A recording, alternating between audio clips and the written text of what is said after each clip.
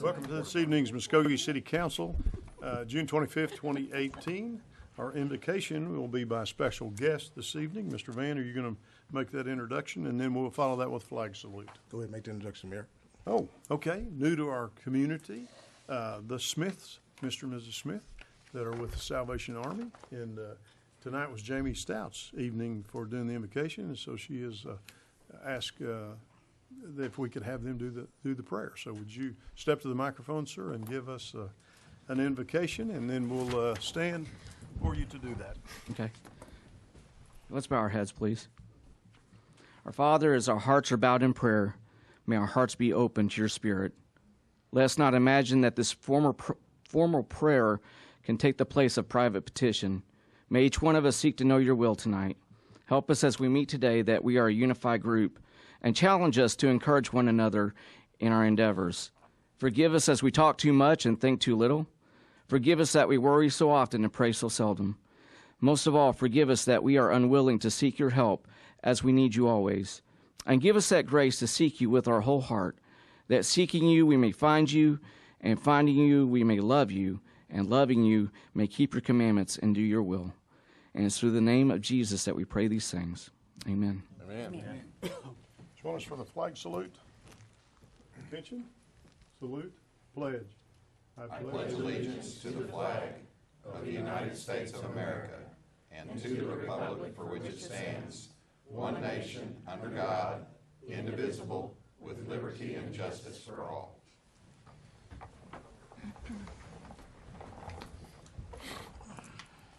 Roll call, please.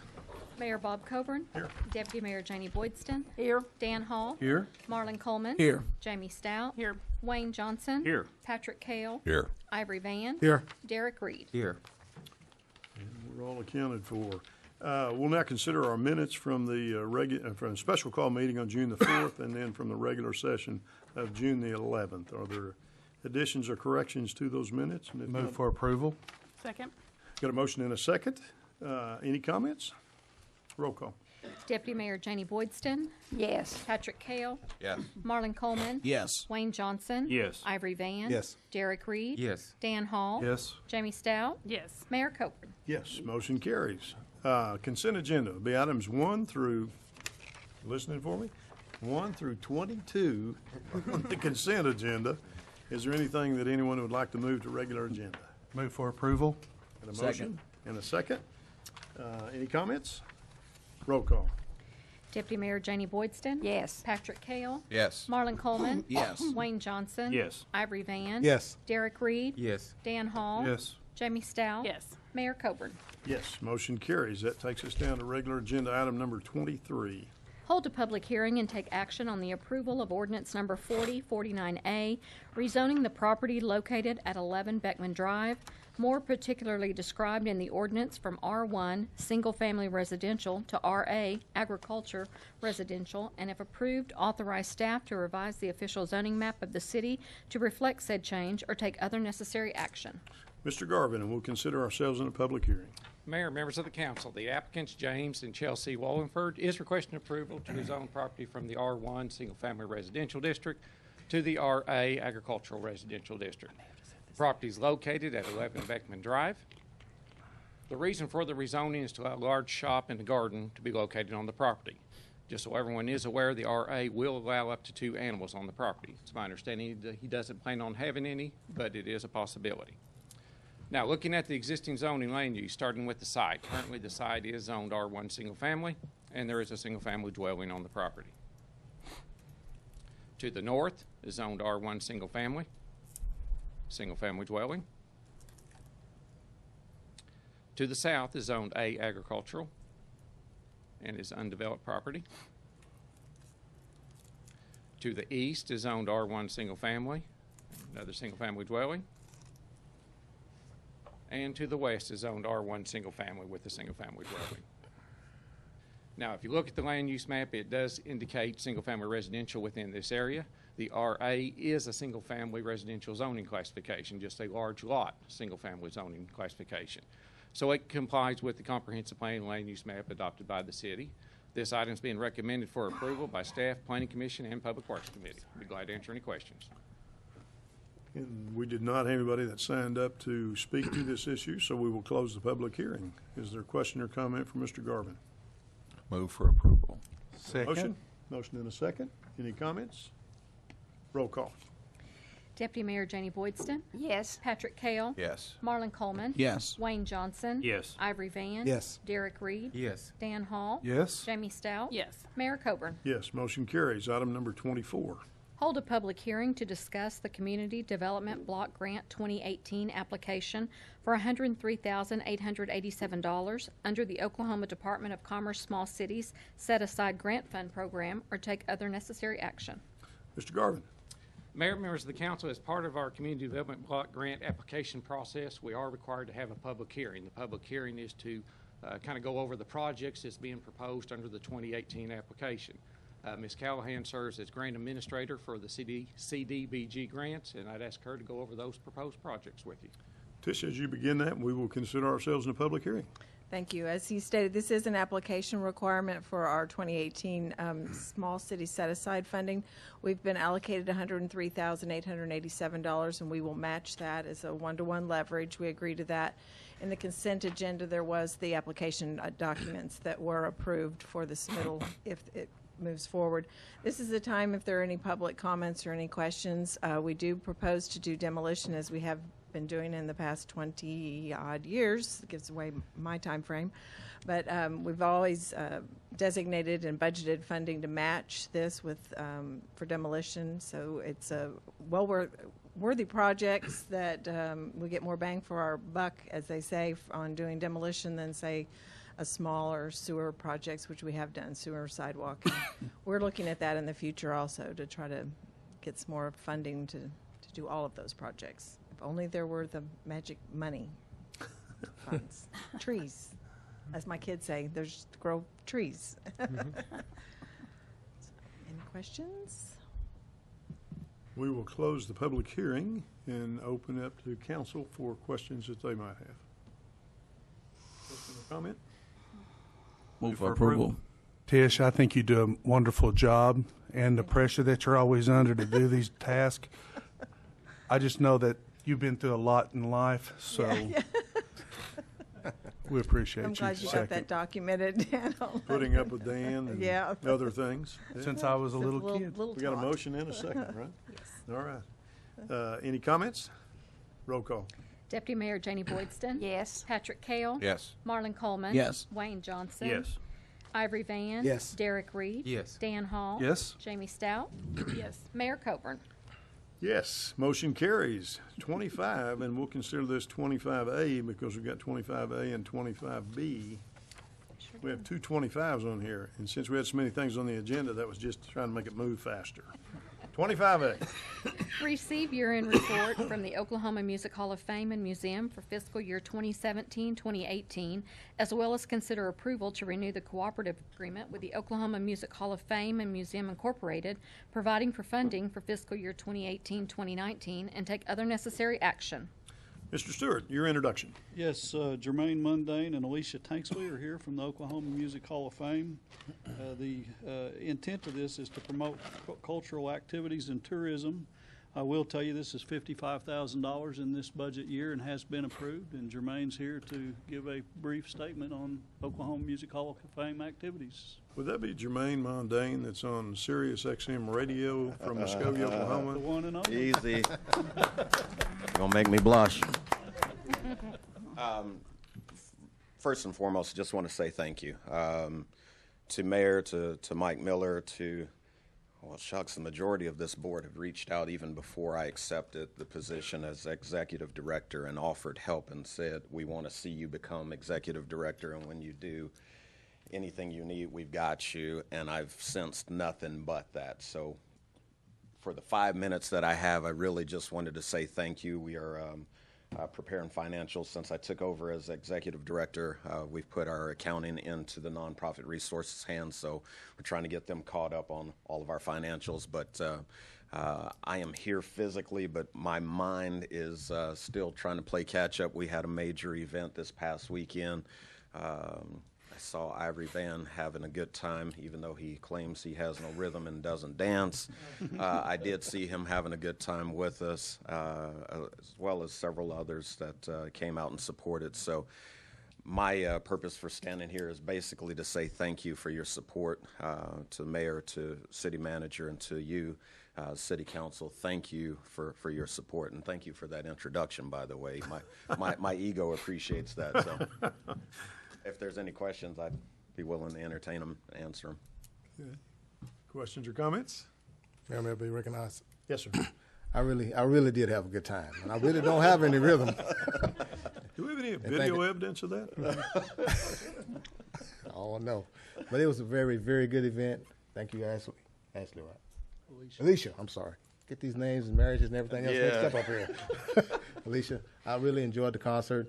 And Councilman Johnson, he was also there, and I think he might want to cut a rug, too. And the city manager, I tried to get him out on that song, The Dog. Hey, I tried to get him out. He wouldn't go up with him and his wife. Hey, we all had a good time. That was something good for Muskogee, for everybody. It was diverse, and that's what I liked about it also. Plus the music and the full favorite Kings and Ohio players and that time machine Yes. out of Texas. Yes, sir. Boy, I tell you, if you didn't go, y'all missed a treat.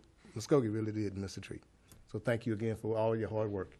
I don't know if you guys noticed, but the Ohio players actually did recognize us on their Facebook page and thanked us for our hospitality and said what a good time they had here. Now, the interesting part of that is they just recently played Long Beach, California, and I think it might have been Atlanta before that, but they didn't do that with anyone else.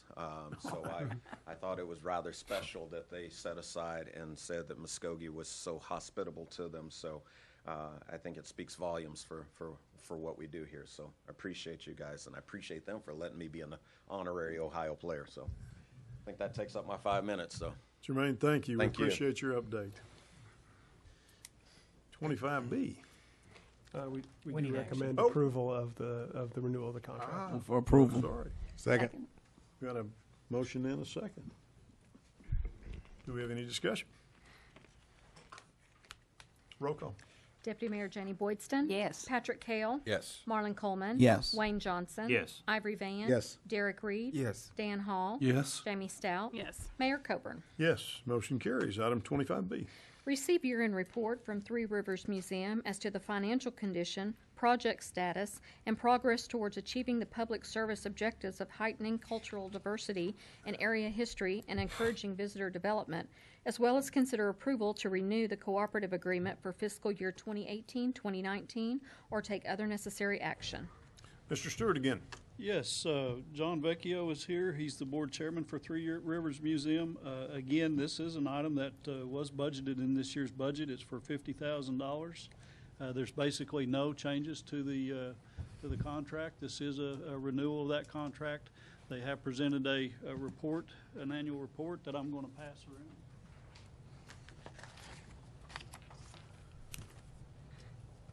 And Mr. Vecchio is here if there's any questions, but we do recommend approval. Thank you for letting me appear tonight and answer questions. You have a brief report instead of a PowerPoint that we've made you endure in previous years. I do want to report that our attendance is up, our activity level is up. We've added some additional projects, and we've had some very generous gifts to the museum this last year. The Marge Paxton Estate gave us and the Thomas Foreman Home and other entities a reasonably nice sum of money that we hope to put to use for capital improvements. I'm here to answer any questions you might have. We continue to move forward with inclusion, bringing people, making it more not only a museum but a cultural center and a place to gather. Any questions? Marjorie Paxson was the newspaper publisher for a number of years in Muskogee. You know, forgive me. I know she worked there as a reporter, but I don't think she was a. Was she published? Yes, she was. Yeah, she was. Yeah, Yes. I think she was. I know my wife thought a great deal of her. She was quite a tenacious lady from time to time. She was an interesting person. Yeah. Questions or comments? How is Entertain a the- motion to accept the report then. How is the curriculum coming for the schoolhouse? We're going to subcontract that out to a couple of teachers this summer Okay. to help us, because I could guess all day long on what curriculum or a teaching program should look like. And so we thought, well, we'll just go to somebody who's going to want to use it later on. You know, what surprises me sometimes are the things that are incredibly successful that I would have thought, well, it's okay. That museum, the kids go crazy over that thing. They love it. Everybody seems to enjoy going through it. I was responsible for the renovation once Glenn Smith got it moved here. But I had no idea how enjoyable the experience would be. So we're going to try to make the most of it. On different levels of curriculum, everything from architecture, there are special elements about that we can learn a lot and about this region of the country. Black history, Oklahoma history. So it's going to be a very useful addition to the museum. That's a wonderful asset to the Three Rivers, and as the curriculum is developed, I know the schools will really want to do, visits to that location. We currently bring in classrooms of kids, and we'll split them in half. Half of them will go out and work in the school, and then the other half will go on our famous scavenger hunt in the museum, and then they swap. So Thank you. It's working out well. Anybody have any questions? I'd love to answer them for you. Move for approval.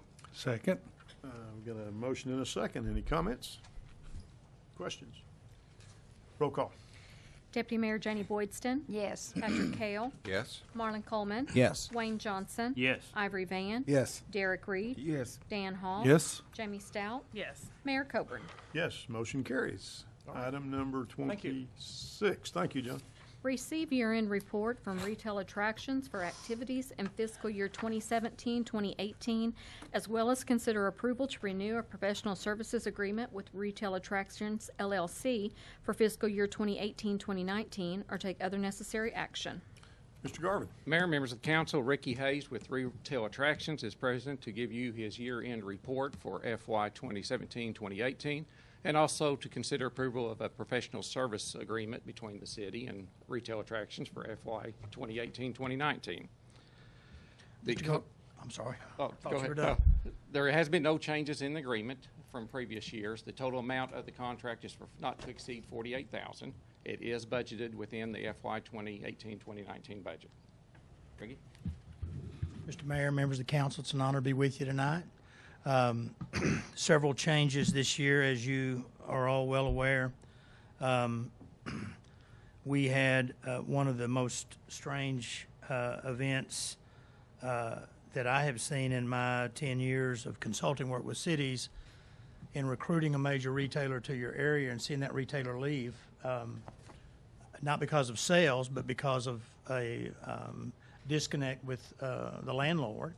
But I'm happy to tell you that there is another sporting goods retailer with two offers for space in the city right now. They will not be filling the empty Dick's space. That space will probably be filled by 2 or 3 smaller tenants that Mr. Deal, the developer, is very close to having leased and having those leases negotiated. The sporting goods will go in one of 2 places. It'll either go in the new ownership of Kurt's Corner, which you've seen change hands this year as well. Samson Pinter is the New York owner of the Kurt's Corner property, well-capitalized company, and they've got a proven track record of taking what we call value-add property, adding some facade and some work inside in terms of fashioning tenant space and floor plates. And so they've made an offer to the new sporting goods retailer. I'm not going to mention the name of the retailer because we're in a public session, but if you look at sporting goods retailers in the country, find one that's in Shawnee, Oklahoma in the mall, and it might be the same one. Not saying it would be, might be. But they are looking at that space and also space, big space, 60,000 square feet of space, both in Kurt's Corners and the new mall. Not the new mall, the same mall, which is under new ownership. That's one of the things that's transpired this year that has been all of these changes, to me, have been positive changes in the ownership situation. Mr. Rosenbaum, who was the former owner of Kurt's Corner, had put some money in and renewed a lease for Hobby Lobby, as you all know, and cleaned up the Hobby Lobby facade, made it look better, did a lot of work on the parking lot in that area. The new owner, however, is going to concentrate his work on the east side in that empty space. And Gary and Mike and Mr. Miller, as city manager, we're entering discussions with Mr. Piner to fix the drainage issue, which has been an issue for many years back. And just spoke to Sampson from New York on Tuesday, and he said we're very excited about finding a way that'll work for both the city and for us. And so as the mall coming out of receivership and getting back into private sector hands gives us another opportunity to have less rental rates for space instead of the Shawnee Bypass Corridor. The rates on the Shawnee Bypass Corridor are in the $10, $12, $15 a foot range, and you'll see rates in the mall and in Kurt's Corner at $5 or less. So we're going to see an attraction of new private sector investment just because the lease rates are down, lower than the other space. Jim's got his, like I said, Mr. Deal's got his space filled. Just a matter of cleaning up the leases, and you'll be hearing word about that very soon. The other issue that we were attacking in Vegas as we went this year in May, last year the grocery retailers had indicated that Muskogee was a prime target for grocery reinvestment, especially since the state of Oklahoma modernized their liquor laws November a couple of years ago. This year, what has the grocery retailers in flux is the Amazon effect and the effect of online shopping. And instead of going to the grocery store to buy groceries, you go to the grocery store to pick up groceries. You order them online, they box them, sack them up, bring them out to your car. So this involves much cost to the retailers because they've got to hire staff to do the stocking, to do the order fixing, and so we're still in this state of flux. You have a grocery hole here, have had for many years, and in the trade area, which is about 150,000 people, there's leakage in the amount of about $60 or $80 million just in grocery sales. And so the hole's still going to be here, and when we figure out what grocery is going to become, you'll see people like Aldi adding on to their store. If they're not adding on here, they're adding to every store in Tulsa, 10,000 additional feet, because the demand for prepackaged items that change from week to week in terms of what they have in the store, their actual inventory, those groceries are growing more popular each day. The other thing I would tell you about is the URA area. As you know, Project Sunshine came and went, and that went not because you didn't have a market for it, but because another private sector owner in the city had reinvested in his movie theater, added some modern seating and some new screens, and so it's just business. And so our Project Sunshine had we'd worked on for a couple of years. When that happened, that deal was over. Talked to a developer today who has 2 big sites under control in Ada and McAllister. He sent me an email today. I'll be forwarding it to Gary and Mr. Miller as soon as we get back home. I got it about 4:30, preparing to leave to come down here. He would like to come and meet with the URA and with the city to talk about the same thing he's doing in Ada and McAllister. His name is Burke Collins. Burke is a Texas developer from the Dallas-Fort Worth Metroplex. He's done a lot of stuff in Oklahoma. If you're familiar with the original Warren Theater site in Moore, Oklahoma, on the east side of 35 in Moore, there are big box, the Kohl's, Target, and some other things on the east side of 35. That's a Burke Collins development. So he's interested in talking to us about the URA space, and that's the first breath of really somebody that's experienced and qualified to do that. And he's got a hold of a fund that's backing him, so maybe we can progress with the URA situation and forward it a little bit more down the line this year. It's been a great opportunity to work with you. The thing I'm very happiest about, and I think Mr. Miller should be elated as well, in the trade area, your data on our website is brand new. But I just want to show you, now this doesn't, I'm going to show you the trade area and the city limits. The trade area data, which is Muskogee and then out in about a 45-minute drive time in every direction, is what we call your primary trade area. There are $202 million online dollars spent in that trade area in 2017. 202 million. In the city limits, that number, stand by 1 second.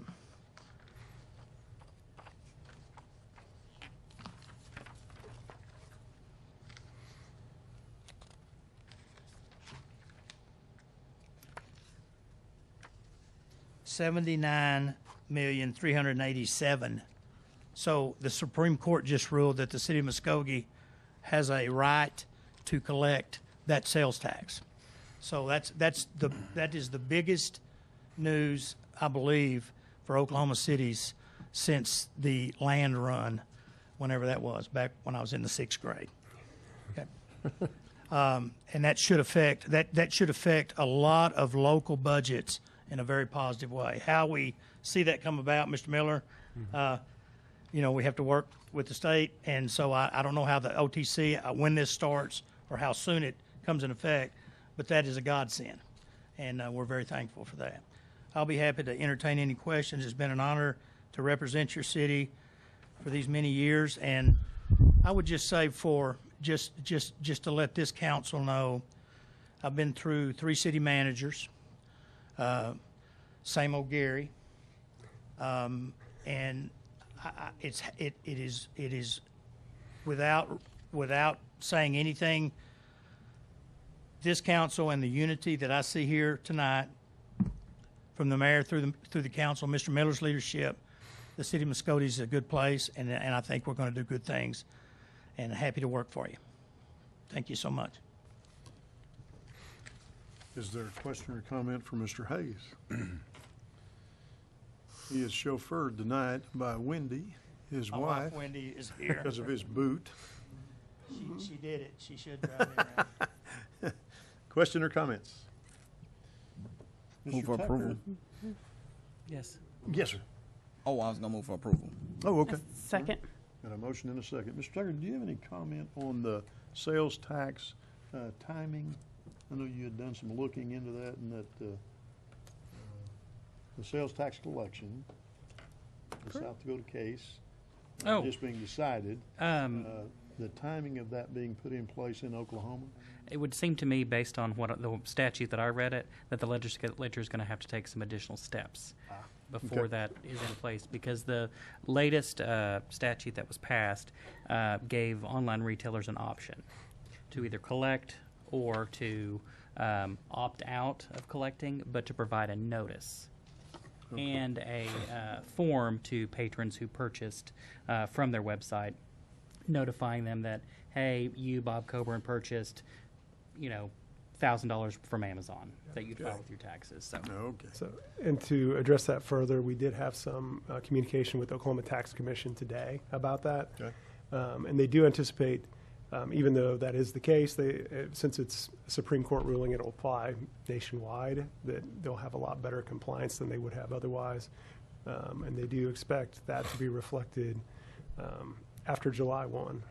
And we would start seeing that probably in September here at the city. Good. So good. Oh, we're ready now. We are ready now. That's right. We're open, available for business. It is good news. Our checking account has deposit slips available. That's right. Yeah, that's right. We have a motion and a second. Any comments further? Roll call. Deputy Mayor Janie Boydston? Yes. Patrick Kale? Yes. Marlon Coleman? Yes. Wayne Johnson? Yes. Ivory Vance? Yes. Derek Reed? Yes. Dan Hall? Yes. Jamie Stout? Yes. Mayor Coburn? Yes, motion carries. Item number 27. Receive a report from the Muskogee County Public Transit Authority as to the financial condition, progress, and achievement of providing public transportation, as well as consider approval to renew the cooperative agreement for fiscal year 2018-2019, or take other necessary action. Mr. Stewart. Yeah, this, again, is another contract that is for the upcoming fiscal year, 2018-2019. This contract is in the amount of $152,885. That's split biannually is the way we pay it. There is no change to that. There's no changes in the contract. Ms. Bennett is here to answer any questions. She has submitted an annual report, and I'm going to pass that around for you. But all obligations have been met for the contract, and we do recommend approval. Welcome, Darla. Good nice evening. to see you. A friend of ours from Good City to Hall. see you all. It's the first time I've seen you wearing this hat as Executive Director for Muskogee County Transit, and I'm honored to be here tonight to represent MCT. We've had an outstanding year. We've made a lot of progress. We just wanted to come before you tonight and say thank you, Mayor and Councilors, for your continued support. And thank you to the City of Muskogee, not only for the fiscal support, but also every single department here has been a resource to us in this past year and helping stabilize the agency and move forward. So I'm here this evening to answer any questions that you might have regarding the report. Is there questions or comments?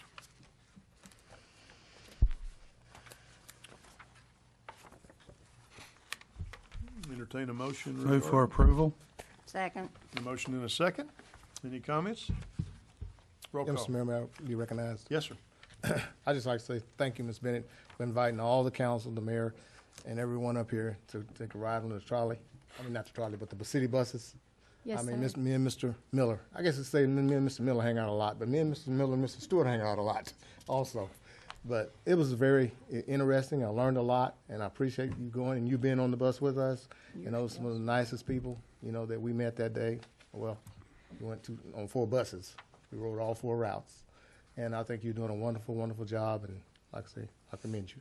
Thank you, Counselor. I really appreciate both of you taking the time to come and ride with us. It was enjoyable, and you can really see a lot from sitting on the bus. You get to meet the people, talk to them, and see how transportation is more of a comprehensive picture with the sidewalks and the crosswalks and public transportation as well. So I invite the rest of you anytime to come out and ride with us. Just give me a call at the office, and we'll get something set up. Is it true that you guys had to keep chastising him to sit down? He kept standing up. Yes, yes, absolutely. We couldn't keep him in his seat. He had a bowl We of have the suckers pictures in to the prove front, it. and he kept going up and getting another sucker. That's what I remember. That was Mr. Miller. Thank you, sir. Thank you, Darla. Appreciate it. Thank you. Did we have motion and second Yes. and vote? We need a vote. Let's do. Roll call. Deputy Mayor Janie Boydston? Yes. Patrick Kale? Yes. Marlon Coleman? Yes. Wayne Johnson? Yes. Ivory Van? Yes. Derek Reed? Yes. Dan Hall? Yes. Jamie Stout? Yes. Mayor Coburn? Yes, motion carries. Item number 28. Receive year-end report from Main Street Muskogee Incorporated as to project status and progress towards achieving the public service objectives of the organization, as well as consider approval to renew the cooperative agreement for fiscal year 2018-2019, or take other necessary action. Mr. Stewart. Yes, Mayor and Council, this is another contract that goes with our year-end and new year approvals. This contract is in the amount of $80,000. Dylan Luck, the board president, is here, and on behalf of John Newby, who is not here, I do have the report to pass around to you, but Dylan's here to answer questions. Again, this is an $80,000 contract and was budgeted, and we do recommend approval. Mr. Mayor, City Council, appreciate the opportunity to be here tonight on behalf of John Newby. He 9 children and family reunion right now, so it's pretty challenging, I couldn't say the least. Wanted to be here to answer any questions and thank the City Council and the City of Muskogee for providing continued support for Main Street, and while we get our gears put together and get everything going for Main Street and downtown. Be glad to answer any questions. Is there questions or comments for Mr. Dylan Luck?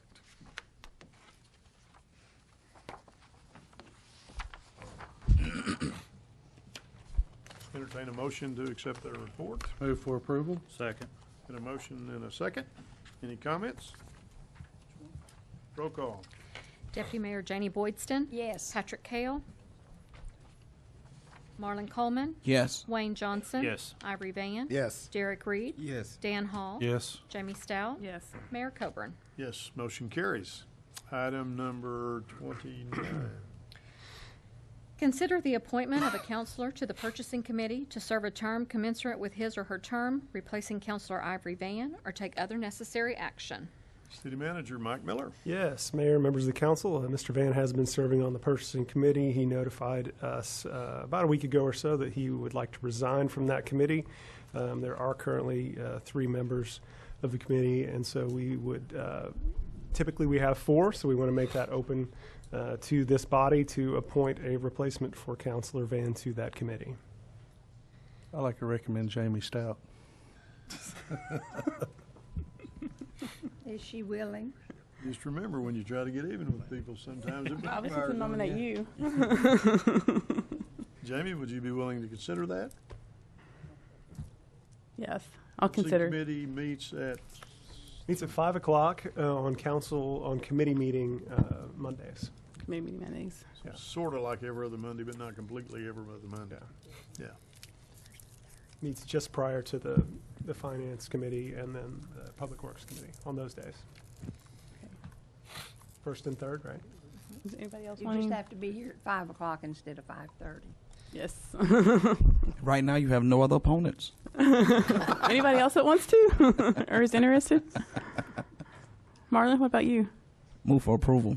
Second. You got a motion in a second. Second. What do you call it? By acclamation when it's unanimous and everybody just is in favor? I guess we need to do a roll call, don't we? Yes. Deputy Mayor Janie Boydston. Yes. Patrick Kale. Yes. Marlon Coleman. Yes. Wayne Johnson. Yes. Ivory Van. Yes. Derek Reed. Yes. Dan Hall. Yes. Jamie Stout. Yes. Mayor Coburn. Yes, motion carries. We didn't have anyone sign up to speak to us this evening, so we'll now move to items 30 through 32 for executive session. No. No. Whoops, I'm sorry, 30 in It's A, B, 30. C, and D. Yes. Okay, all right, sorry. Consider an executive session to discuss and take possible action on the following. A, pursuant to Section 307B2, Title 25 Oklahoma statutes, consider convening an executive session to discuss negotiations with the American Federation of State, County, and Municipal Employees, Local Number 2465, and if necessary, take appropriate action in open session. B, pursuant to Section 307B2, Title 25 Oklahoma statutes, consider convening an executive session to discuss negotiations with the International Association of Firefighters, Local Number 57, and if necessary, take appropriate action in open session. C, pursuant to Section 307B2, Title 25 Oklahoma statutes, consider convening an executive session to discuss negotiations with the Fraternal Order of Police, Lodge Number 95, and if necessary, take appropriate action in open session. We'll now consider a motion in regarding executive session. Move we go into executive session. Second. Got a motion in a second. Any comments or questions? Roll call. Deputy Mayor Janie Boydston. Yes. Patrick Kale. Yes. Marlon Coleman. Yes. Wayne Johnson. Yes. Ivory Van. Yes. Derek Reed. Dan Hall. Yes. Jamie Stout. Yes. Mayor Coburn. Yes, motion carries. We'll now consider ourselves in executive session. If you would excuse yourselves from the chamber while we have our executive session. What do you mean?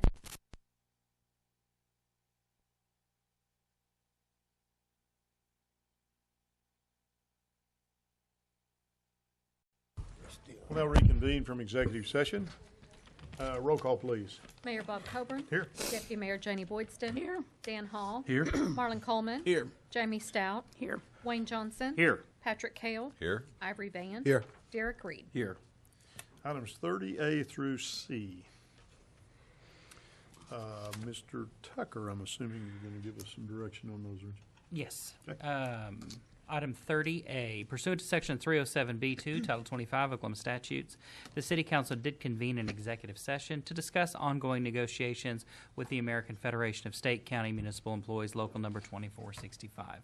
After being fully briefed on the status of those negotiations, I believe an appropriate motion would be to consider approval of a collective bargaining agreement between the American Federation of State, County, Municipal Employees, Local 2465, and the City of Muskogee for fiscal year 2019. So move. Second. Got a motion and a second. Is there comments? Roll call. Deputy Mayor Janie Boydston. Yes. Patrick Kale. Yes. Marlon Coleman. Yes. Wayne Johnson. Yes. Ivory Van. Yes. Derek Reed. Yes. Dan Hall. Yes. Jamie Stout. Yes. Mayor Coburn. Yes, motion carries. Item B. Pursuant to Section 307B2, Title 25 Oklahoma Statutes, the City Council did convene an executive session to discuss the collective bargaining agreement that has already been approved with the International Association of Firefighters, Local Number 57, determining that there is no need to consider any action further. No action is necessary at this time. Item C. Pursuant to Section 307B2, Title 25 Oklahoma Statutes, the City Council did convene an executive session to discuss ongoing negotiations with the Fraternal Order of Police, Lodge Number 95. After being briefed on the status of those negotiations and determining that no new contract would be approved prior to the end of the fiscal year, I believe an appropriate motion would be to consider approval of an MOU between the Fraternal Order of Police and the City of Muskogee, continuing all terms of the expiring collective bargaining agreement until the earlier of a new collective bargaining agreement is negotiated or until June 30th, 2019. So moved. Second. Got a motion and a second. Any comments or discussion? Roll call, please. Deputy Mayor Janie Boydston. Yes. Patrick Cale. Yes. Marlon Coleman. Yes. Wayne Johnson. Yes. Ivory Van. Derek Reed. Yes. Dan Hall. Yes. Jamie Stout. Mayor Coburn. Yes, motion carries. Item number 31. Consider approval of Resolution Number 2732, approving and adopting a best practices handbook for Oklahoma municipalities or take other necessary action. Mr. Tucker again. Mayor, members of the council, as you may have read in the background, we were Mr. Miller and I were approached by the city treasurer notifying us that if we put together a handbook for best practices for use by the city council, that we might be entitled to a check of $10,000 as representing a refund, since OMAG provides our liability and property insurance. And so, fortunately, they provided a framework handbook, which we did go through and revise provisions where necessary so as to avoid any conflict with the council policies, resolutions, charters, and ordinances that the city operates on anyway. And so what we're proposing is that we adopt this resolution, which adopts the provisions of that best practices handbook. And then if that is approved, the next item, we will receive a presentation on best practices for municipalities. All of this is, of course, intended to ensure that the City Council operates in a way as to ensure maximum transparency and accountability to the public. None of the things, if you were provided with a copy of the proposed handbook over the weekend, if you had a chance to review it, none of the items should have been a surprise to you. A lot of them are either based in state law, and we have done individual training on those when you all joined council, or some of them were city council policies that have been adopted very recently. So this handbook does not make any sweeping changes to the way that the city of Muskogee operates. Rather, it compiles all these documents into one handy book. And so if this item is approved, which I do recommend, we do have a handbook that I will pass out to each one of you to have these at your fingertips. Happy to answer any questions. Move the approval. Second. And a motion and a second. Question or comment? Roll call. Deputy Mayor Janie Boydston. Yes. Patrick Cale. Yes. Marlon Coleman. Yes. Wayne Johnson. Yes. Ivory Van. Yes. Derek Reed. Yes. Dan Hall. Yes. Jamie Stout. Yes. Mayor Coburn. Yes, motion carries. Item 32. Receive presentation from Oklahoma Municipal Assurance Group on best practices for Oklahoma municipalities and their governing bodies and take any necessary action. Mr. Miller. Yes, as Mr. Tucker has already alluded to, we have completed step one, and this is step two. Bill Tackett is here from OMAG to try and give us that training.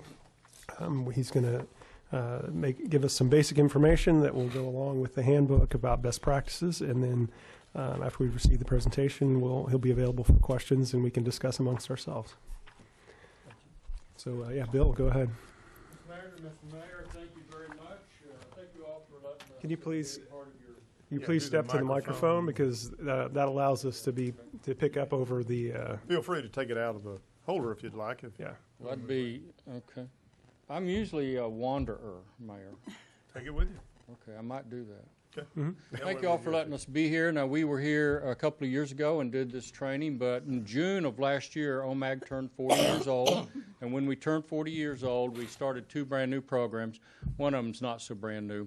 And so one of the things that we want to talk about to you today is that you have 2 pieces of kind of cardstock underneath your OMAG complimentary book there. One's blue, one's green. Do you see that? And the blue one should be on top. And so you've got your world's best pen right there, and you've got the OMAG genuine imitation leather book that we provided to you. Now that blue piece of paper is retention. And so you all are long-term participants in the OMAG liability program.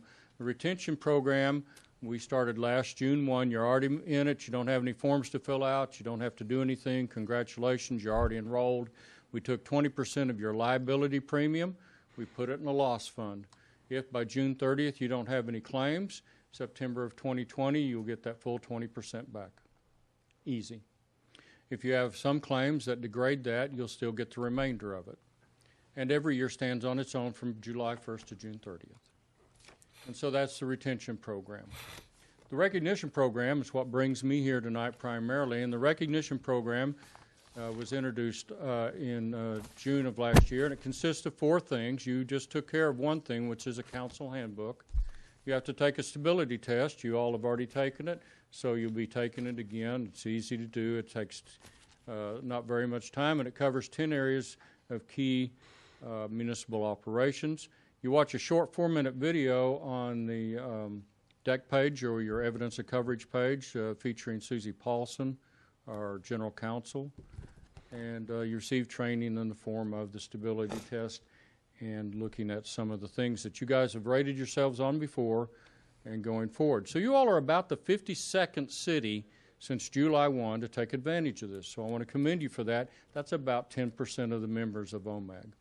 OMAG is your insurance provider, and we are not an insurance company.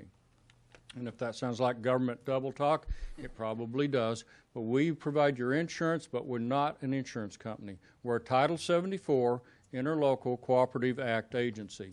And I get paid double per diem every time I get to say that. So it's a Title 74 Interlocal Act cooperative agency. I don't really get double per diem. I just throw that in there. See if anybody's paying attention. You're just a little slow. You good. So, an interlocal cooperative act agency is what OMAG is, but it's the most powerful tool that you have under Title 74 or any other title, as far as I'm concerned. And what it says, folks, is anything you can lawfully do by yourself, you can find a partner and do it with them. So, in June of 1977, 2 municipalities of Oklahoma City, Choctaw and the Village, couldn't get the Blue Cross Blue Shield folks to give them health insurance quotes in a timely way so they could get their budgets put together. So they signed an interlocal agreement. Mr. Cartwright put it in his file cabinet, and we were born with 2 towns. We now have about 500 cities and towns in the liability plan. So we were created by cities and towns. We're governed by cities and towns. When you guys get out of your council meeting, you go to your Public Works Authority, you're a trustee. So we have 7 members on our trustee board. So we're created by cities and towns, we're governed by cities and towns, and we're owned by cities and towns. Not an insurance company. We're an interlocal cooperative act agency. Now, it sounds a little exotic because it's risk management. It was a long time ago. Let me give you a couple of really brief examples. Oklahoma City likes to be able to tote their kids around during the summer for summer activities. And the Oklahoma City school system likes to keep their buses running and their bus drivers employed. So the Oklahoma City school and the city of Oklahoma City sign a 90-day interlocal agreement, and Oklahoma City gets their kids toted around on school buses. They get the bus drivers paid for, they keep the buses rolling, and everybody wins. It's a 90-day interlocal. Doesn't have to be a 40-year job like OMAG. It's a very powerful tool. Oklahoma City has stormwater detention ponds for when it rains over west of 35, which isn't very often, but once in a while it does. And they would like their kids to be able to fish close to home. But Oklahoma City's too cheap to put fish in those ponds. So they signed an interlocal agreement with the State Wildlife Department, and they put fish in them for them.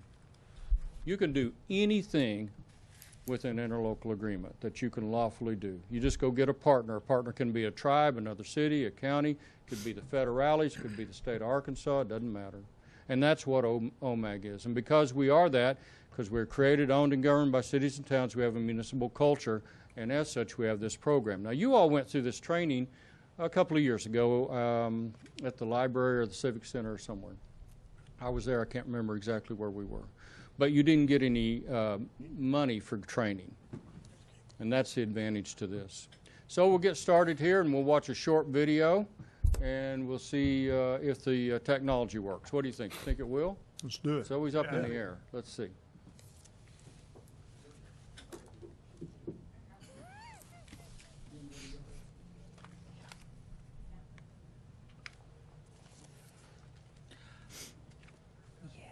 Just use like Sunday school, it never worked. That's good.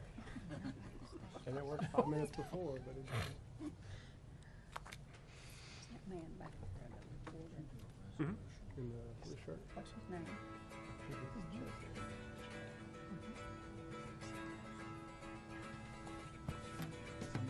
Yeah, that was the one we just did before we introduced you. Hello, I'm Susie Paulson, General Counsel for the Oklahoma Municipal Assurance Group, or OMAG, and this is Understanding Your Declarations page. The Municipal Liability Protection Plan Declarations page, often abbreviated as DEC page, is an overview of your coverages and limits for your city or town. Listed at the top of the page is the plan member information. Typically, this is the city or town. On occasion, it may be a city trust or authority if that entity has chosen to have their own policy.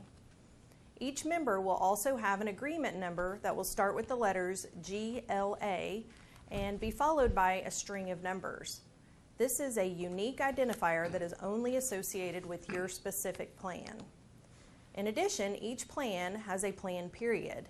This period lists the effective dates of the policy.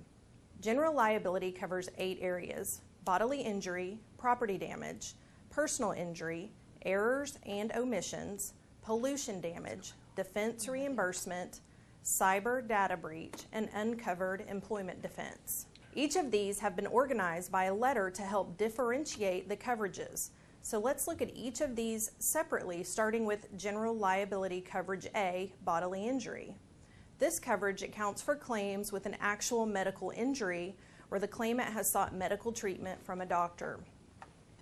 Coverage B is property damage and includes any physical damage to property. Coverage C is personal injury and includes emotional distress, inconvenience, annoyance, etc.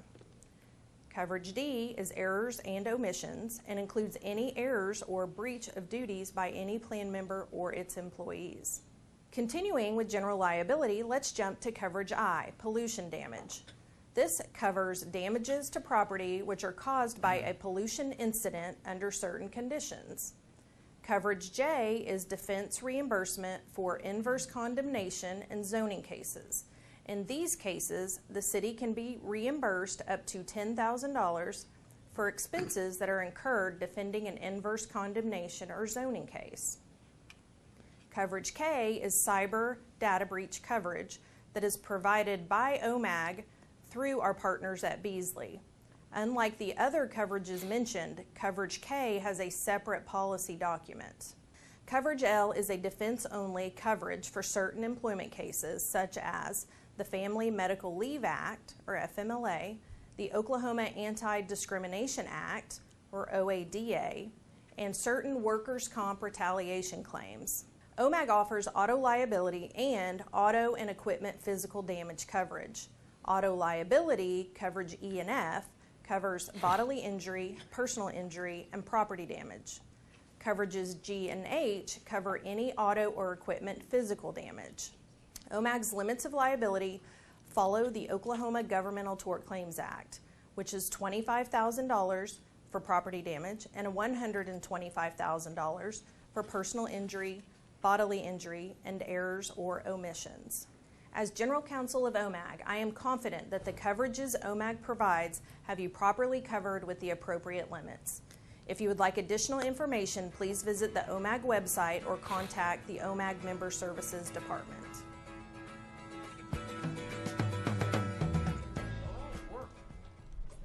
about that? That's good. So you guys are halfway home. You adopted a council handbook and you watched a 4-minute video. That's a good start. And now we'll take a test. Now I'll have Aubrey pass out the sheets. These are the answer sheets, and what I need you to do is I need you to do 2 things. One, take that world's best pen I gave you and write Muskogee on there, and elected if you're elected, or staff if you're staff. And then don't start taking the test yet. It's like when you're in school, you know, all the pencils down till the teacher says take a test. So no scoring yet, just write the city of Muskogee on the side there, and if you're staff, write staff, and if you're elected, write elected, please.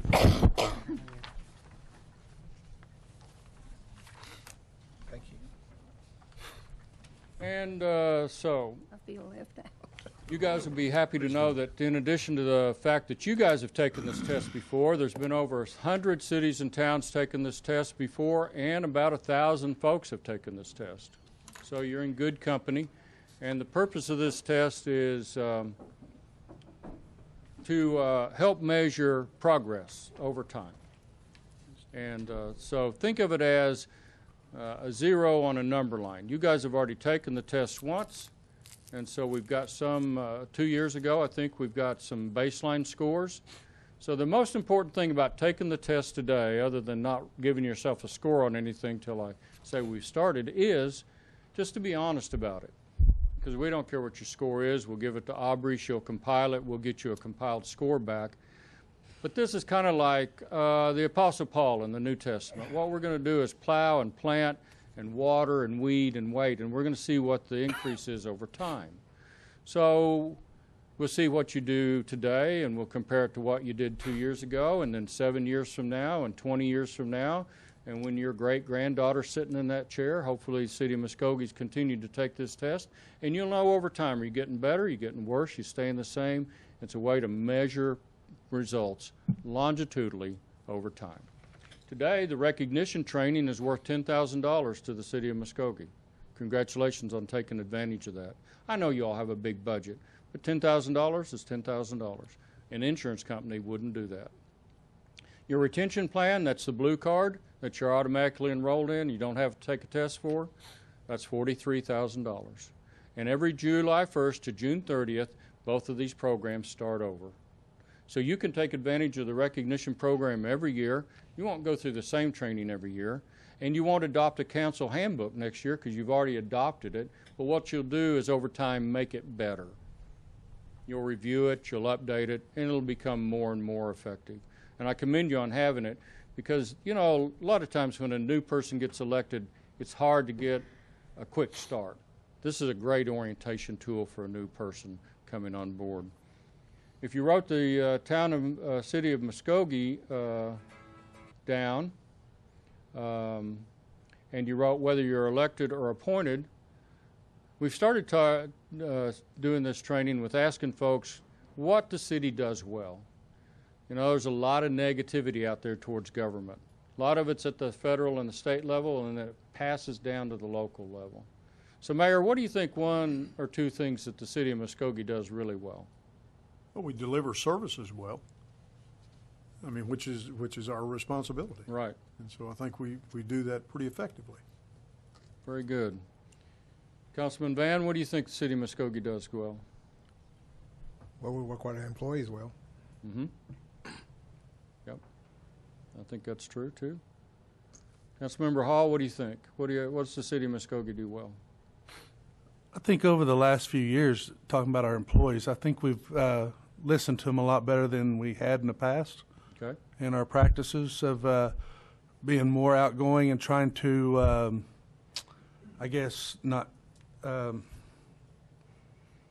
to tell people who we are. Advertise the city a little bit more is better. Yeah. I think we've stepped out there a little bit better. Very good. Councilman Stout, I called on Councilman Hall first because he put you on a committee earlier. Trying to get the score evened up. What do you think Muskogee does really well? Just, I don't know. Putting on the She's spot. new. Mm-hmm. trying to think. Here's the point. You all should think about, what does the city do well? You should write it down. And then I know a lot of towns, the manager and the mayor, when they go to the Lions, the Tigers, the Bears, and the Rotarians, and they need to give a speech, they have a little cheat sheet. And they say, here's what our community does really well. If you all turn on the AM radio, you're going to hear a bunch of bad things about government, a bunch of opinions out there, lots of voices. It's time to tell our story, because we have a good story to tell. And if you all don't tell it, lots of times it's not going to get told, right? So when you go to church, you go to civic clubs, you go to neighborhood events, write down some things the city does well, and be prepared to share that with folks. It's important. It helps set the tone for the community, and you guys are ones that can really do this well. Now, we have a map here. We also have a list of cities that's out of date, kind of, but Aubrey put on Boise City because last week we went to Boise City. And so she thought we'd gone to the end of the world. I said, no, if we go to the end of the world, you have to turn left to get to Boise City. We haven't gone to the end of the world yet. We've been all over the state. We've done this over 100 cities. We've done this for about 6 or 7 years. We started with a financial reward July 1st of last year. So again, congratulations on taking the time today. Already talked about why we do it. Stability test, 10 categories. This test was created by folks around the Tulsa area. And so if you've written down Muskogee and whether you're elected or appointed, question 1. Does your city have enough money to operate? It's always about the money, isn't it? Now, this is a score between 1, 2, 3, 4, 5, 6, 7, 8, 9, and 10. And so we wrote down those numbers on your score sheet because before we did that, we used to get a lot of scores that were either 1 or 5 or 10. So that's not really helpful. So if you think you make a 3 or a 7 or a 9, circle that number. If you got a 10, that means you've got a perfect score. And a perfect score to us is that you have a written policy, could be an ordinance, could be a resolution, a written policy that mandates that in your general fund you're going to have 20% in a savings account in reserve. Not your total budget, not including your municipal authorities, but your general fund money where your fines, forfeitures, fees, and sales tax, those are your main components of your general fund. If you're going to score a perfect 10, then you're going to have a written policy that requires at least 20% of those monies be set aside in reserve, and it's going to be fully funded. That's a 10. If you don't have that, your score is going to be less than a 10. We say middle ground is we don't have a written policy, but we maintain more than 10% of the general fund as a reserve, and that's a 5. And if you're lucky to make payroll, that's a 1. And believe it or not, I've received phone calls in the last several months from towns that were having trouble making payroll. And if you can't make payroll, you can't pay OMAG. So that's why we're concerned about that. 1, 2, 3, 4, 5, 6, 7, 8, 9, or 10.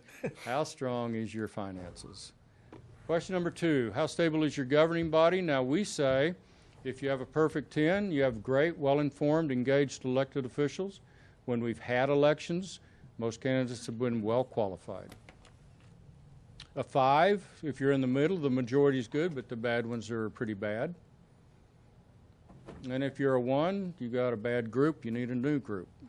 1, 2, 3, 4, 5, 6, 7, 8, 9, or 10. Give yourself a score as a group, as a whole. How do you think the governing body is? Just circle that number. Question number 3 is meetings. How good are your meetings? A perfect 10 would be they're professional, business-like, a joy to attend. I hate to miss one. We enjoy the work we do here. It's important, and we enjoy it. If you think you're less than a 10, you're a 1, 2, 3, 4, 5, 6, 7, 8, or a 9. If you're a 5, it's kind of in the middle. It's a little bit boring. We don't do much bad, but not much gets accomplished. If you're a 1, you got tough meetings, lots of fussing, not much progress. Somewhere between a 1 and a 10, give yourself a score. We've seen every score. We've seen every number.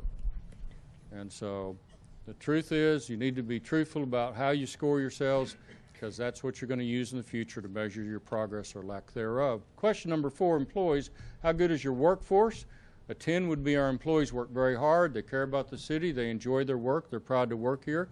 Now, I'm not talking about Sally, who's outstanding, or Sam, who needs to be fired. I'm talking about overall, over all departments, not just one or two departments. Overall, how would you rate the employees that work here? I understand this is a council manager form of government. You have a professional administrator. You all set policies and practices and procedures, and that's not your main role about employees.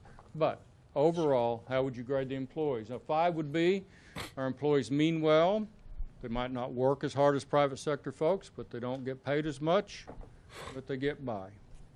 A 1 would be our employees don't like their job, and it shows up because we have turnover, we have work comp claims, we have all kinds of tort claims and discrimination claims, and probably most importantly, we have a hard time attracting good folks when we have a vacancy.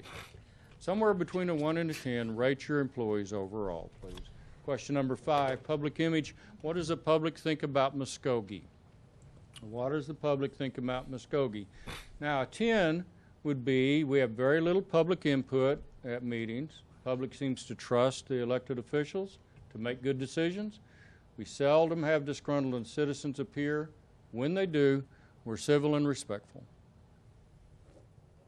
The city has a good reputation, is seen as a leader in the region. A 5 is public doesn't seem to care what we do and they don't pay much attention. A 1 would be we don't have a lot of public confidence in what's going on around the horseshoe. And it's pitchfork and torches night every time you guys convene. Everybody shows up and they've got a gripe. Somewhere between 1 and 10, you guys are going to give yourself a score on what the public image of Muskogee, Oklahoma is. Question 6, crisis management. How well does your city handle a crisis? Well, a 10 would be we come together as a team, we work very hard, we're not afraid to ask for help and have other folks give us help. After the crisis is over, we evaluate how we did so we can get better next time. If you're in the middle, we didn't really plan very well, we really didn't practice very well, we really didn't execute very well, but we got through it somehow. And if you're a 1, we live in crisis every day. Constant crisis. Question 7, economic development. Heard a good economic development report this evening. How do you grade yourself on economic development? A 10, a perfect score. We continually work on economic development projects. Very optimistic, better times are ahead. We can complete a good project. We're always trying to find ways to complete economic growth.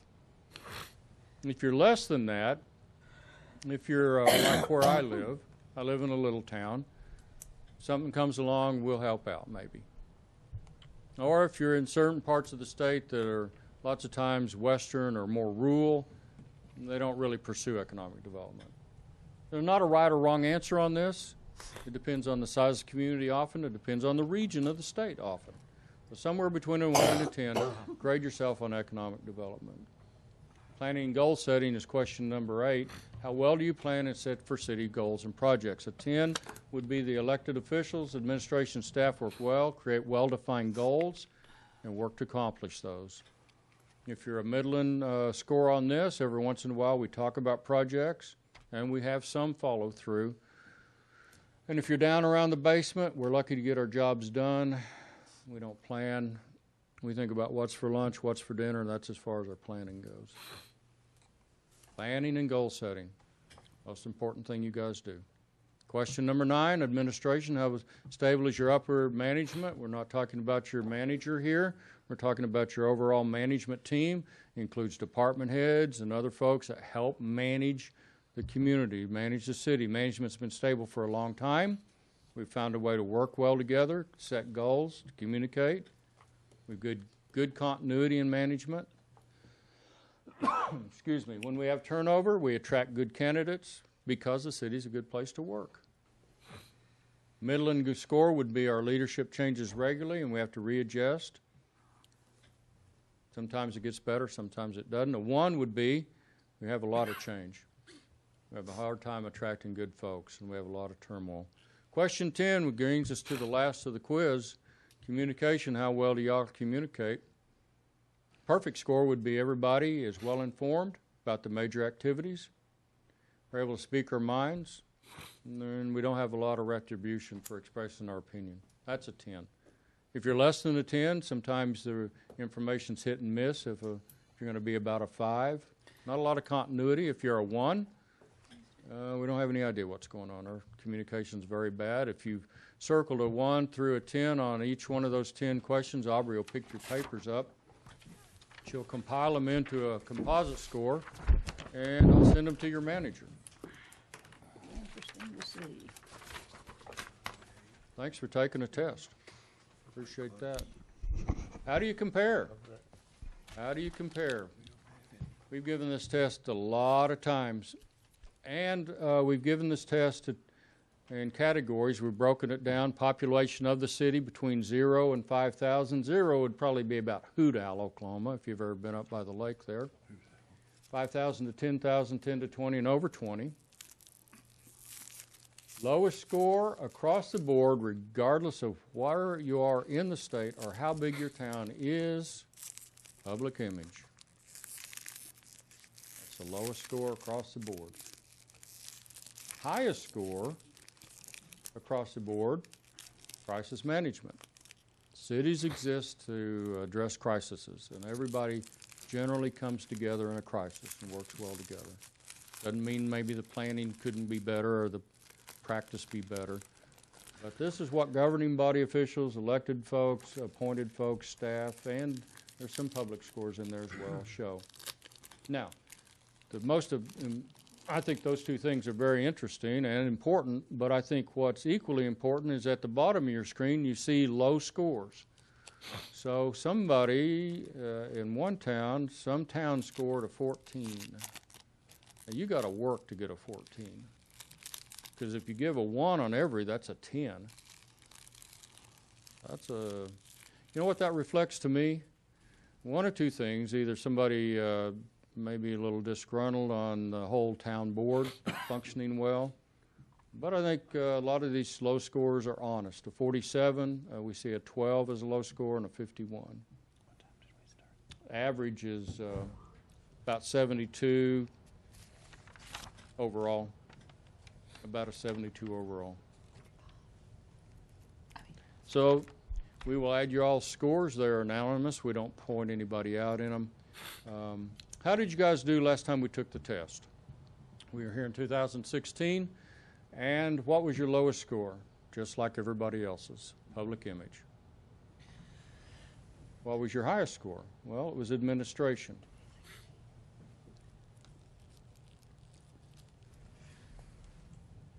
Crisis management was almost right there. Pretty close.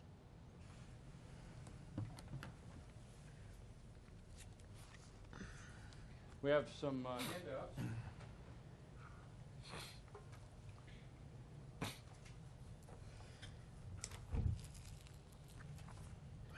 And the front 2 pages of the handouts are the questions you guys just took, and the rest are how we think best practices for each one of these categories work, and some sample resolutions and ordinances to help you take a look at something you might want to consider going forward.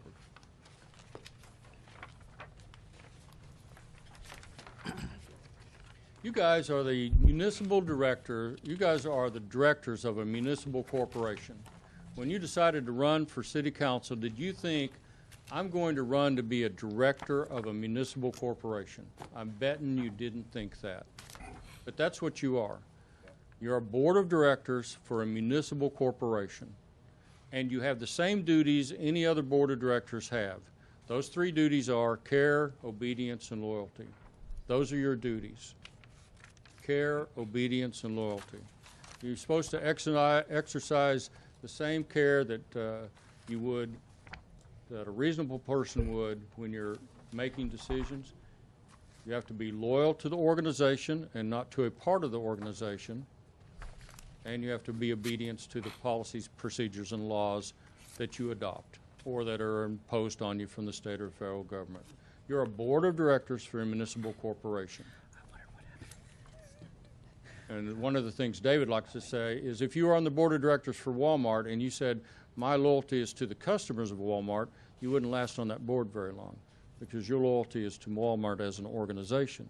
Now, if you do things that are good for customers, your organization will thrive. If you don't, it won't. But y'all's duty is to the organization overall. So you have 3 duties as a board of directors: care, obedience, and loyalty. You have 3 tools at your disposal: time, money, and people. The only time you have as a board of directors is when you're sitting around the horseshoe with a duly constituted agenda and a meeting. That's the time you get to spend. It's not very much. Money's tough to come by. People are hard to deal with. But those are the 3 resources that you have. And you have 3 jobs. So we sound like alliteration. You have 3 duties, 3 resources, and you have 3 jobs. Those 3 jobs are unique to the folks that sit around the horseshoe. Your job is to say, Muskogee's going here. You're going to set a strategic vision, a strategic goal, and say, Muskogee is going over here. And there's opinion leaders and business leaders and church leaders and neighborhood leaders, and your mom and dad and your spouse and your kids can all help tell you which way they think Muskogee can go, but only you folks can vote and say, here's where Muskogee's going. That's your first job. Your second job is to adopt policies that help staff get you there. And your third job is to be like a 5-year-old in the back seat of the car saying, are we there yet? Are we there yet?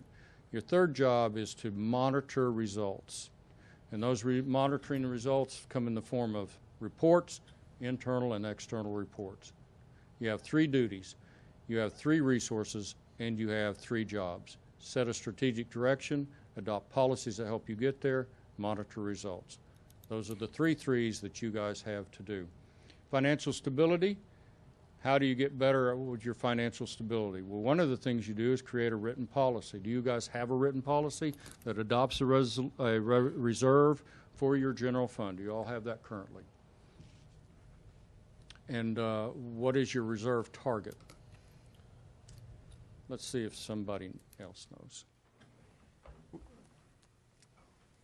You're supposed to know. I do know. He told me to wait and see. I told you to wait, not because I'm not interested in embarrassing anybody today. Well, Ms. Stout, I embarrassed you a little bit, but I was trying to help you out. I'm not here to embarrass anybody. Councilman Van, I'm not here to embarrass anybody. But this isn't the administration's goal or policy or reserve. It's the elected bodies. And you have to know this if you're going to be effective in knowing what your policies are. Because you said the city of Muskogee is going to have a reserve policy that's over here. You're going to adopt a policy that helps you get over here, and then you're going to monitor results to know if you're there or not. I'm not here to embarrass anybody. It's the last thing OMAG wants to do. But it's your policy. You guys said this is what's best for the operation of the city, and you need to know that. All right, Mr. Manager, what is your reserve? It's a $3.5 million reserve. And is that generally 1%? Roughly 1% of the, or no, roughly 10% of the general fund. 10%, okay. A 10% policy is implied in the state law. You can't expend more than 10% of, 90% of your sales tax until you've collected at least 90%. And that's typically in May of each year, because you get a big check in January off of January, February off of sales tax from Christmas season. So 10% is good, having a policy is good, funding it's good. So you need to determine an appropriate level of reserve with realistic goals, and you need to get reports to know how you're doing. Are you making progress? Are you already there? How are you doing on that? Governing body stability, understand your role in this form of government. Oklahoma has about 4 forms of government: automatic, town board, strong mayor, and council manager. Automatic, well, town is the most popular because most towns in Oklahoma are little towns. But after that, automatic and council manager are pretty neck and neck. So you have a very popular form of government here, and that form of government came about because over 100 years ago, the progressives wanted to take politics out of municipal operations as much as they could, and so they created a board of directors form with a CEO. So your role is to do the 3 3s that we just talked about. Understand your role, prepare for your meetings. Do you all guys hold an annual retreat? And at that annual retreat, do you set long-term goals? Yep. And do you follow up with the annual goals throughout the year with reports that say how you're doing on that? And I'd expect y'all got a good grade on that question right there. OMAG analysis of meeting agendas.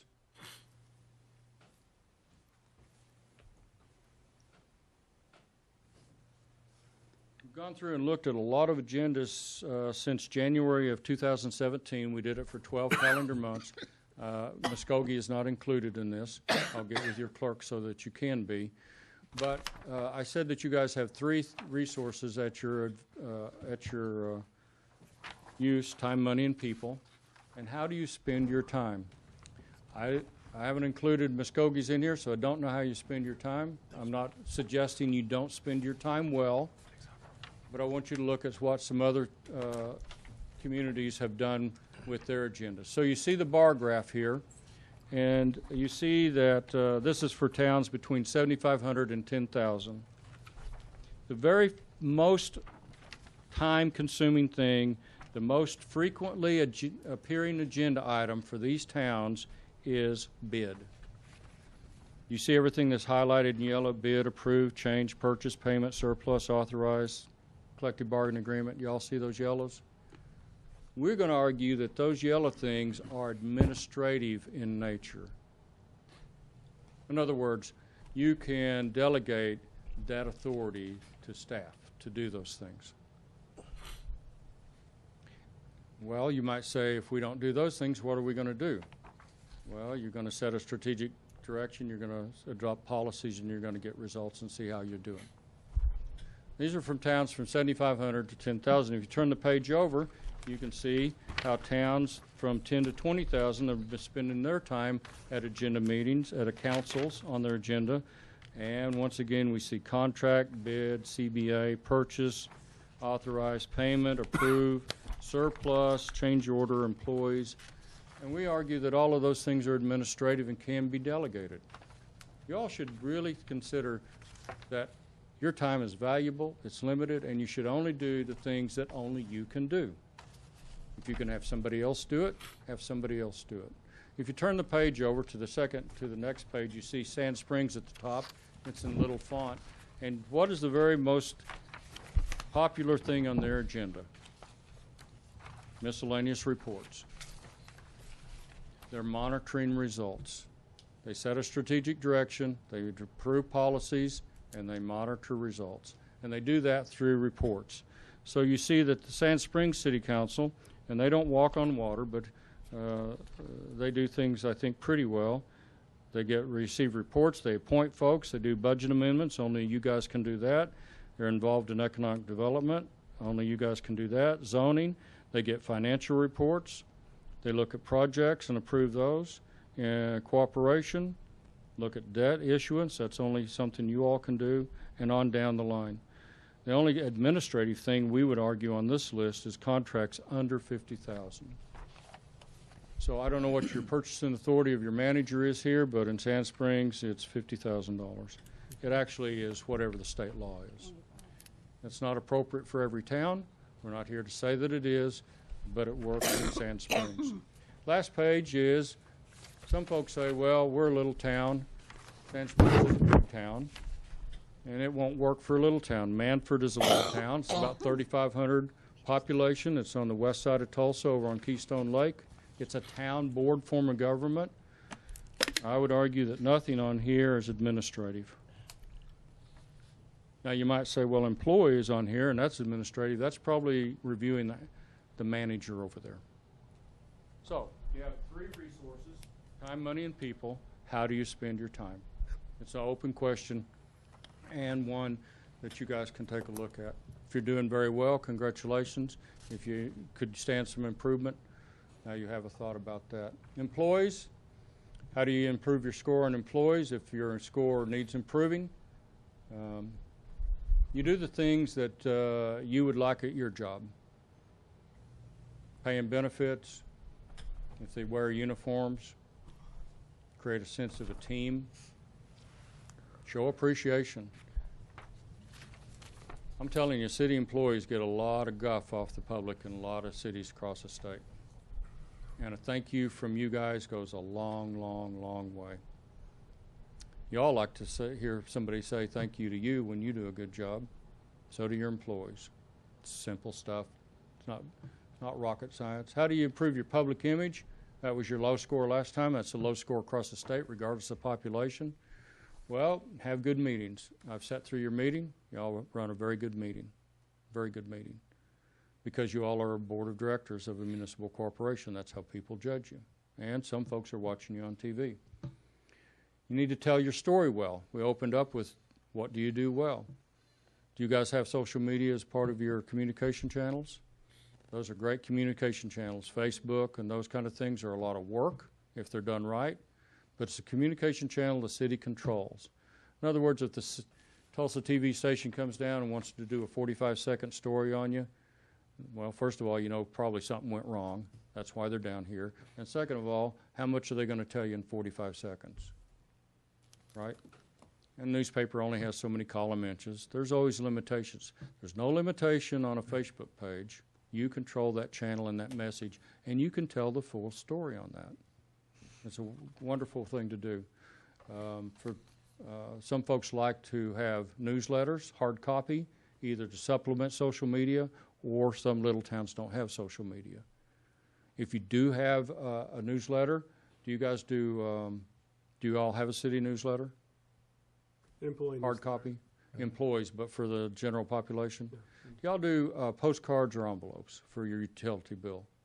Envelopes. Envelopes.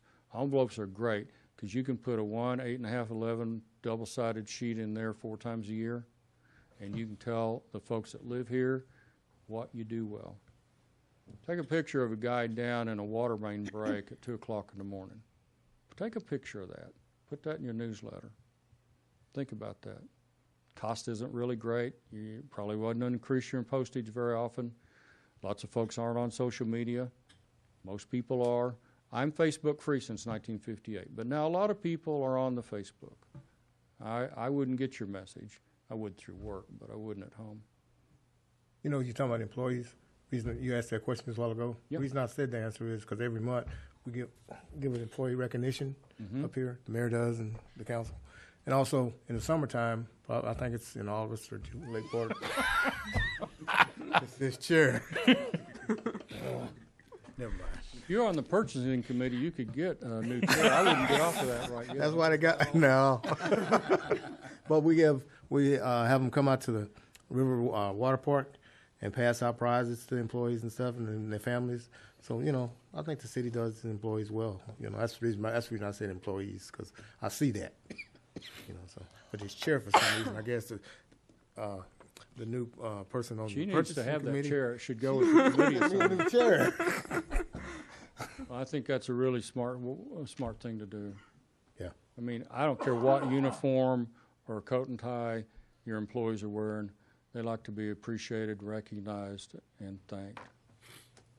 And so that's really good. You might think about a newsletter. Anything I say today, you do or you don't do, but think about it. What do your city properties look like? It's hard to tell somebody in town to clean up their stuff if your stuff doesn't look like it should. Pay your vendors on time. Whole customer service training, OMAG provides that. And create a list of what your city does well and get it out to the public. Crisis management, to get a good score, understand everybody's role, understand operations before an event. You guys should take a tour, if you haven't, of the resources that Muskogee has to respond to a crisis so that you understand. So when it gets to be time for the crisis to be reviewed, or it's time to make a budget next year, you have a good feel for that. And maybe you all already do that. And if you do, you're to be commended. Economic development, you guys have talked about that today. Do you guys own land for development? Yes. Good for you. Planning and goal setting. You have an annual retreat. You take your long-term planning seriously. You write down what it is. and you follow it. So you're all doing well on that. Administration, communicate your expectations. Build and maintain trust. That's the most important thing you can do. We talked about communication quite a bit. There's Sand Springs Open and Transparent Plan is one of the resolutions towards the back of your handout. We don't have to look at that now. We wanted to look a little bit at finances because it's been a challenging time.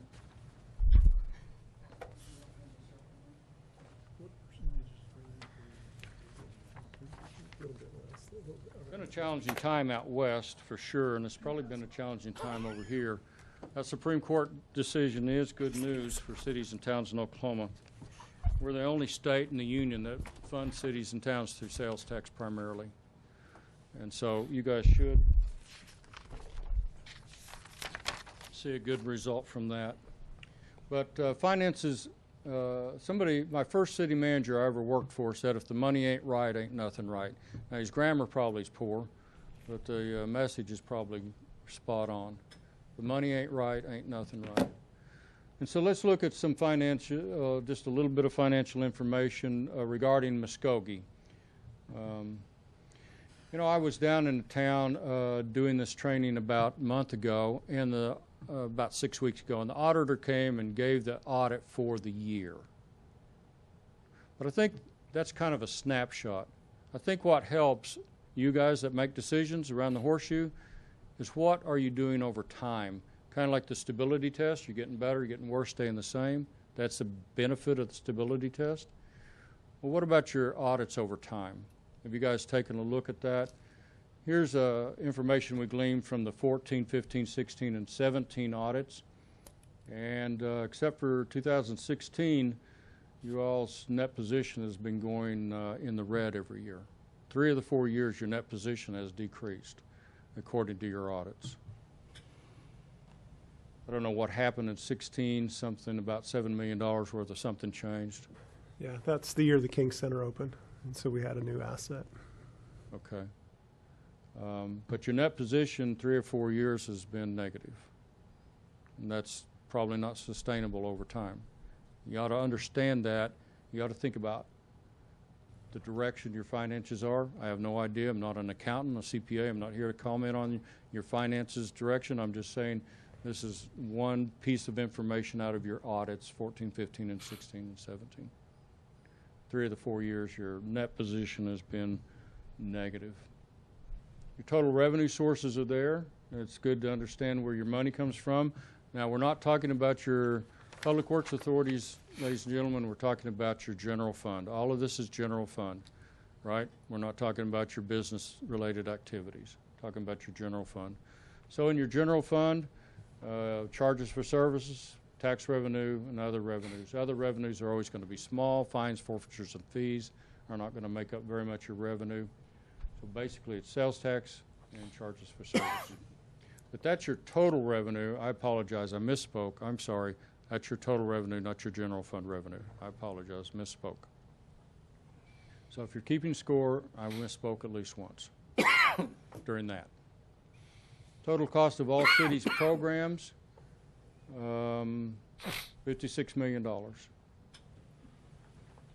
$56 million. We've got another handout, and then we'll be done. And this handout is information that you guys saw when Mike Nunley came and made a presentation quite a while back. This information is the same information that was presented then. And we think Mike Nunley, he's passed away last May 1st.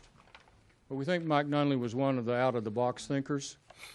And I think a lot of the things that Manford did translated well regardless of your community size. So we'll go through this very briefly. Mike had what he called his out-of-the-box talk. And if you turn the page, the keys to financial stability is, according to Mike, the control of expenditures. Now, why does OMAG care about that? We're not your manager, and we're not your elected people.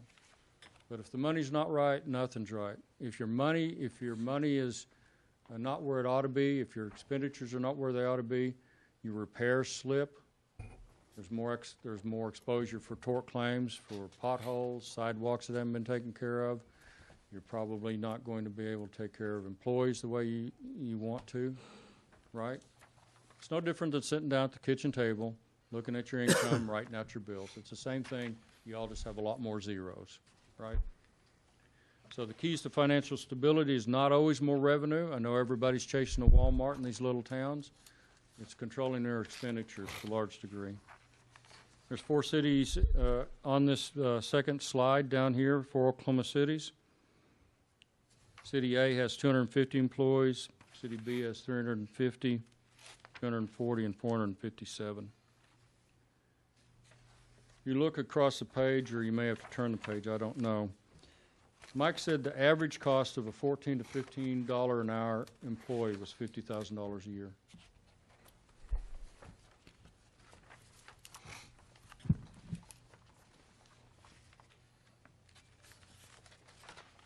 So the impact on the employees, when you carry that many more employees than other communities of similar size, makes it tougher to pay competitive wages, makes it tougher to pay benefits, makes it tougher to keep good equipment in place, makes it tougher to be efficient, can have an effect on morale.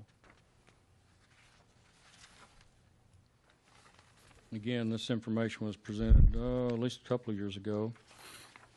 Turn the page, cost of employees, 457 full-time employees. I did not update any of this information, so this information is a couple of years old.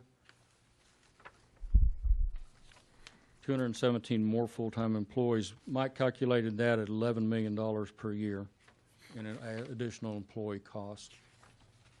$11 million.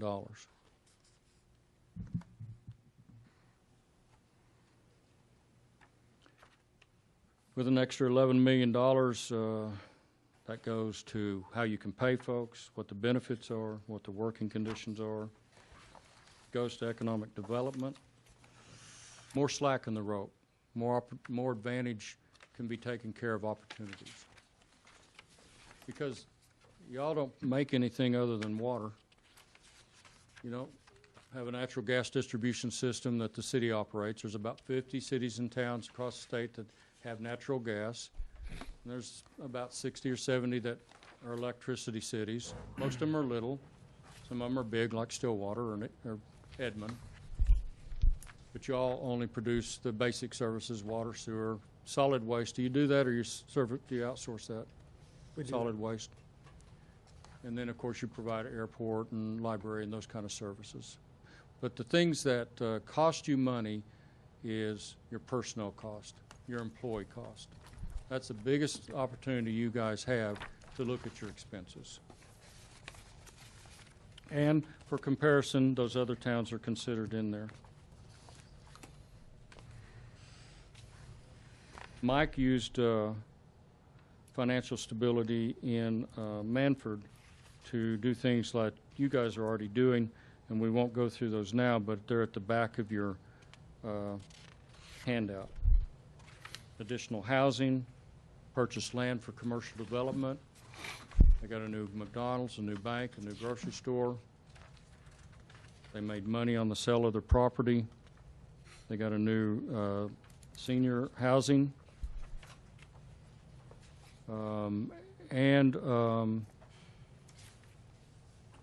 See if I can see that.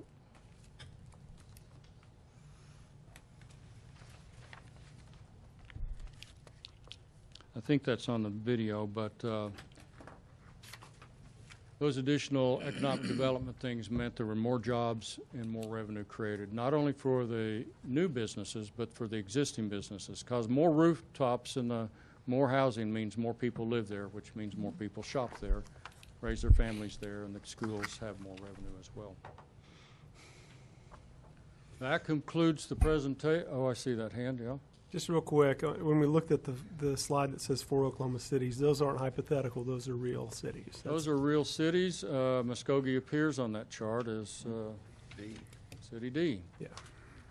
Yeah. Those are real numbers from real cities that Mike presented to you guys a couple of years ago. And so you can see that You all are spending significantly more money on significantly more employees. My job here is not to tell you how many folks to employ or what to pay them.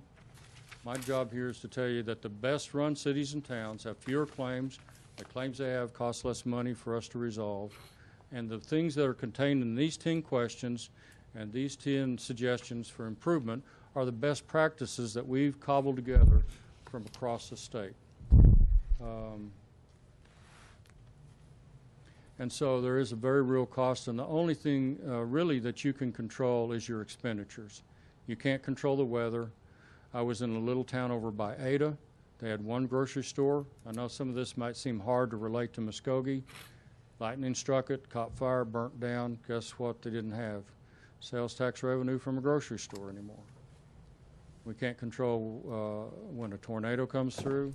You can't control a lot of things. But there are a lot of things in your control as directors of a municipal corporation. And one of those is your primary job, one of your primary jobs is to adopt a budget. You all just did that. The staff does a lot of work to prepare it. You have budget workshops, you have public hearings, but it's your budget. You approved it. You adopted it. And you said we're going to take in this much money, we hope, from our sales tax generating businesses. We're going to take in this much money from our enterprise funds, and we're going to spend this much money, and here's how we're going to spend it.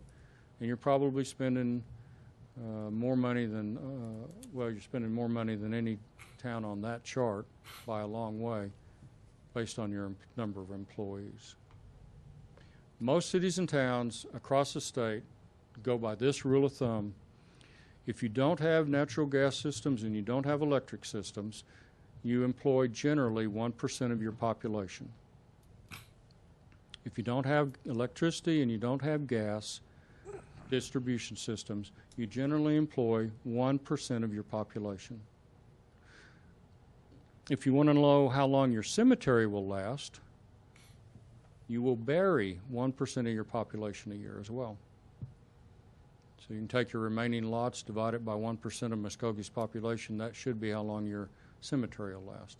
A little macabre, but it holds true. So you all should, if you're going to be in line with the state average, you would employ about 1% of your population, give or take. And that's full-time people. That's not summer people who lifeguard, mow grass, that kind of thing. Those are direct employees. They're not employees of a museum that you guys help support or Main Street or something else, direct employees. So, yes, Mr. Manager, those are real towns and Muskogee's on the list. Questions, comments, discussion, complaints? Hate to put the last C in there.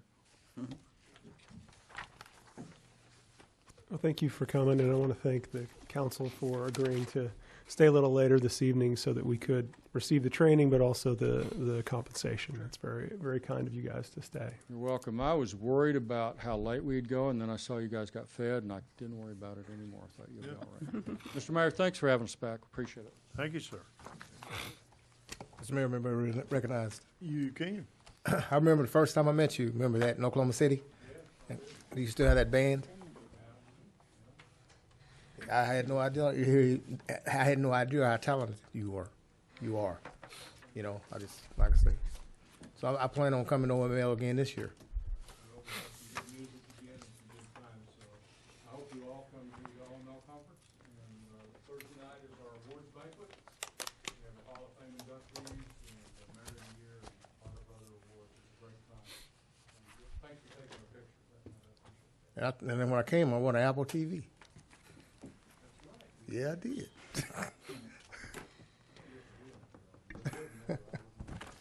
Well, we appreciate you coming. Appreciate you too, ma'am, for coming. Turn the floor back over to you, Mr. Mayor. Thank you, sir. And what a tragic loss with Mike Nunley. Mm-hmm. Tremendous asset to every city in the state of Oklahoma, as well as OMAG and conferences. Remarkable man. And what a presenter. Yeah, great guy. That's all of our agenda. Yes. That completes item 32, and we don't have anything further to do. We are adjourned.